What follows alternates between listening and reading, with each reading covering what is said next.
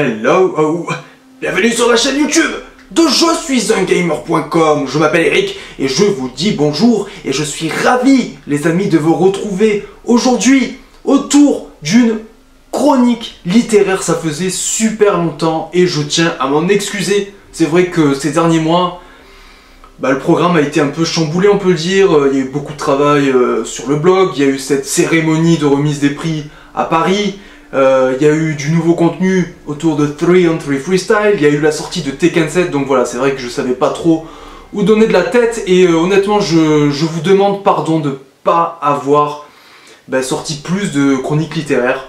Mais aujourd'hui j'espère bien me faire pardonner avec une chronique littéraire qui va réunir deux livres. Je vais vous parler de La Tour du Diable et de Le Train du Diable.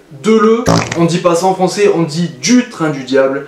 Deux romans qui datent de la fin des années 90, début 2000, rédigés par un auteur américain qui s'appelle Mark Sumner et qui compte à son actif pas moins d'une vingtaine de romans. Tout de même, il a remporté un prix d'ailleurs mondial dans la catégorie fantasy, donc c'est quand même un très bon auteur. Et je tiens à remercier Éléonore du blog Le Repère des Livres, car c'est grâce à elle que j'ai découvert La Tour du Diable et Le Train du Diable, qui sont deux merveilles vraiment, et j'ai vraiment hâte de vous en parler dès maintenant. Alors, La Tour du Diable et Le Train du Diable, j'espère ne pas confondre les deux, parce que souvent je les confonds, et il ne faut pas les confondre. Je me dis aussi qu'il y a une lumière juste derrière, alors je m'excuse si ma tête bouge, parce que moi j'aime bien bouger quand je parle. Vous savez que je suis un peu maniaque, un peu perfectionniste, j'aime quand l'image est belle, quand la lumière est agréable également. Normalement, toutes les conditions sont réunies pour que ça soit le cas. Donc je m'excuse si, je sais pas, s'il y a des flashs lumineux qui interviennent par moment. En tout cas, je disais donc que ces deux livres ont un point fort déjà, c'est qu'ils réunissent deux genres que tout oppose pourtant, et je trouve ça vraiment fascinant. Le premier genre, c'est le western, et le second, c'est le fantasy. Et l'osmose des deux offre un résultat véritablement bluffant. La trame de La Tour du Diable et du Train du Diable se déroule en 1870. On est dans le Wyoming, tout juste après la guerre de sécession. Et rien que ça, la guerre de sécession, je trouve que ça en dit long sur l'ambiance, sur l'atmosphère qui réside dans ces deux ouvrages. Pourquoi? Parce que la guerre de sécession, pour vous rappeler rapidement historiquement en quoi ça consiste, c'est une guerre civile majeure aux États-Unis. Une guerre civile qui fut terrible. Pour rappel, la guerre de sécession, elle opposait les États-Unis d'Amérique, dirigés par Abraham Lincoln, bien évidemment, aux États confédérés d'Amérique, eux-mêmes dirigés par un certain Jefferson Davis. Il ne faut pas confondre Jefferson Davis avec Thomas Jefferson, bien évidemment, ça n'a rien à voir.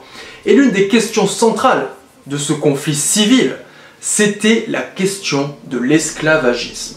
Dans La Tour du Diable d'ailleurs, il y a beaucoup de passages, beaucoup de situations qui font écho à ces questions raciales. Alors même si l'esclavagisme n'est pas au cœur du débat dans ces deux livres, on ne peut pas dire que c'est un thème qui fait de la figuration pour autant. Il y a des passages vraiment assez sympas qui nous montrent quand même que les personnages sont un peu mal à l'aise par rapport aux nègres, clairement, puisqu'il est question de nègres dans La Tour du Diable et Le Train du Diable, l'un des personnages étant noir, et jouant pourtant un rôle assez important, parce que c'est un ancien officier militaire.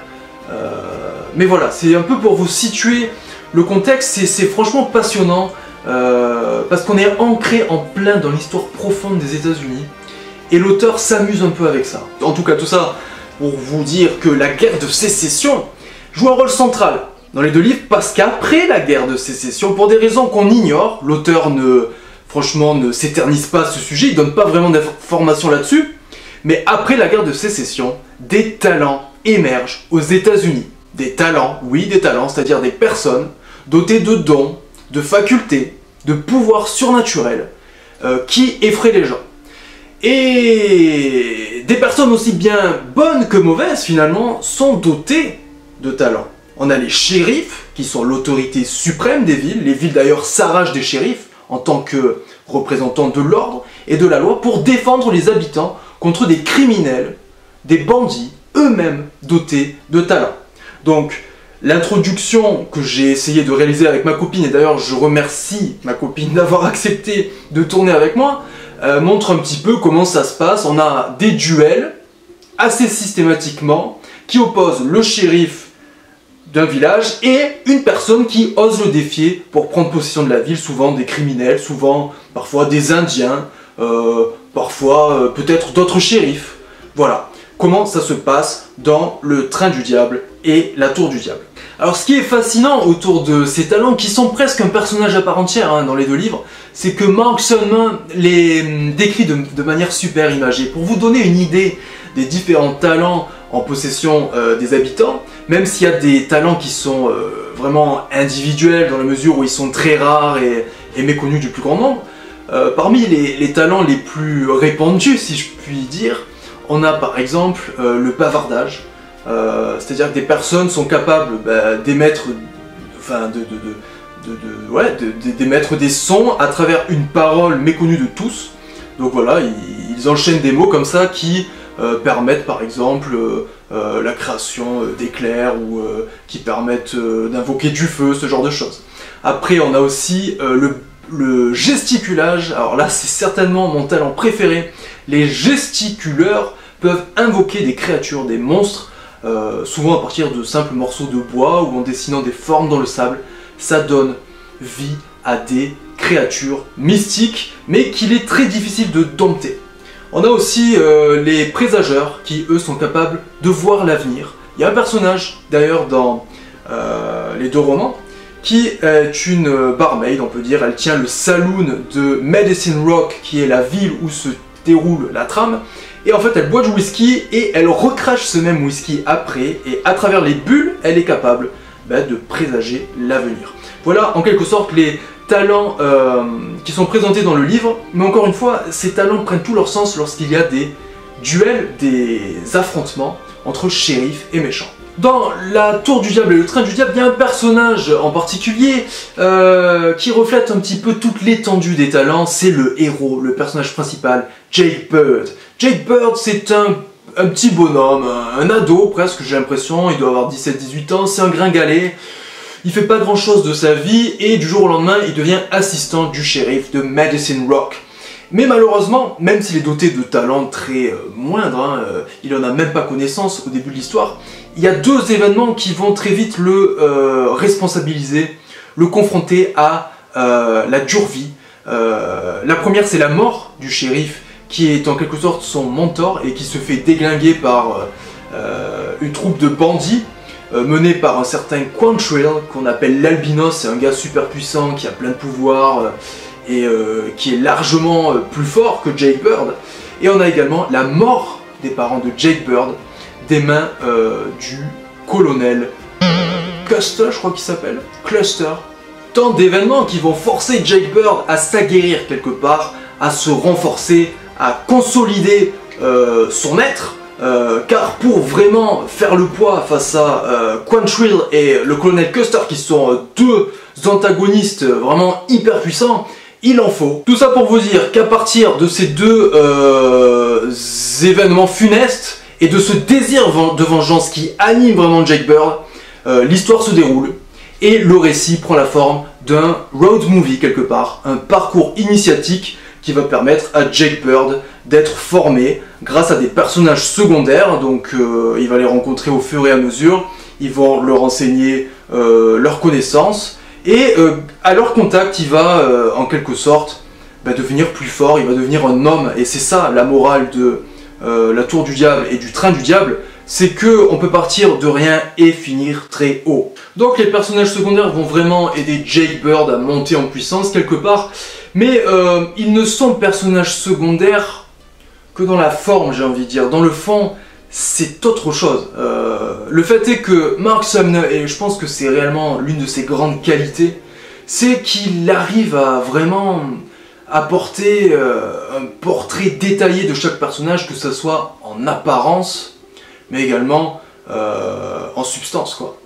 Et ce qui est fascinant avec cet auteur, c'est que les personnages sont tous super travaillés, même les personnages les plus insignifiants. C'est-à-dire que voilà, il offre des détails par rapport aux tenues qu'ils portent, par rapport à leur gestuelle, leur façon de se tenir, leur psychologie également. Et ça, en fait, on a une sorte de melting pot super complet, super dense, et qui rend la lecture super agréable et riche quelque part. De plus, les personnages secondaires et leurs talents, puisque forcément pratiquement tous les protagonistes des deux livres sont dotés de talents, s'inscrivent de façon très naturelle et logique dans le contexte. Et on sent qu'il y a également une véritable documentation derrière Le Tour du Diable et Le Train du Diable, à tel point que l'auteur met en relief ce qui représente le cœur de l'Amérique profonde telle qu'elle est. Voilà, c'est comme si on touchait ses racines, on était vraiment dedans.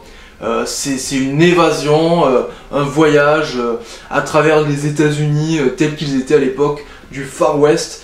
En parlant d'Amérique profonde, l'une des choses qui m'a vraiment plu à la lecture de ces deux livres, c'est la maîtrise de Mark Sumner sur le plan du langage. C'est-à-dire que le vocabulaire est parfois tellement technique qu'on se sent clairement en immersion. En fait, on a envie de prendre une diligence, on a envie de monter et de galoper à dos de cheval, on a envie de se saisir d'un flingue et de tirer quelques balles juste pour sentir l'odeur de la poudre, quoi. Non, franchement, l'auteur a vraiment fait un travail monumental sur le plan de l'investigation, j'ai envie de dire. D'ailleurs, je tiens à ajouter que Mark Sumner a une réelle aisance lorsqu'il s'agit de présenter la nature très diversifiée des États-Unis telle qu'elle est. C'est-à-dire que Jake Bird et ses acolytes vont être amenés à traverser différents paysages. Certains sont super arides et secs, d'autres sont luxuriants. Voilà, je veux dire, les forêts, les rivières, les collines, les montagnes.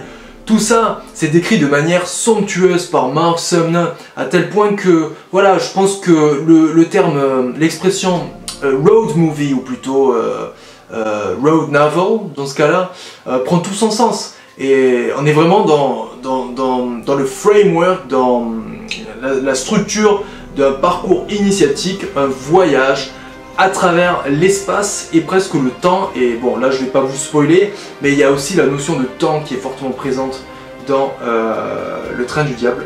Dernière chose par rapport au langage, après je termine sur ça, mais c'est vraiment voilà, l'un des piliers de ces deux livres, c'est la recherche aussi du langage parlé par Mark Sumner, c'est-à-dire que certaines tournures de phrases, certaines expressions nous rappellent vraiment le parler des habitants à l'époque, quoi. Alors bien sûr, bon, moi j'ai lu les deux livres en français, donc ça a été traduit de l'anglais américain, mais ça aussi, je veux dire, ça ajoute un petit côté atypique, pittoresque au récit dans son ensemble, et c'est franchement agréable. Et vraiment, du coup, La Tour du Diable et Le Train du Diable, c'est un voyage dans tous les sens du terme, et ça fait vraiment du bien, ce genre de littérature qui vous font oublier un petit peu vos repères, qui vous font un peu oublier le quotidien, j'ai envie de dire, car finalement, à chaque fois que j'ouvrais mon livre, je vous préviens que je lis assez lentement. Je suis pas le genre de mec à voilà, enchaîner 10 chapitres d'affilée. Moi je suis plutôt du genre à lire 15-20 minutes avant de me coucher le soir, et pour le coup c'était toujours une évasion totale et un véritable plaisir.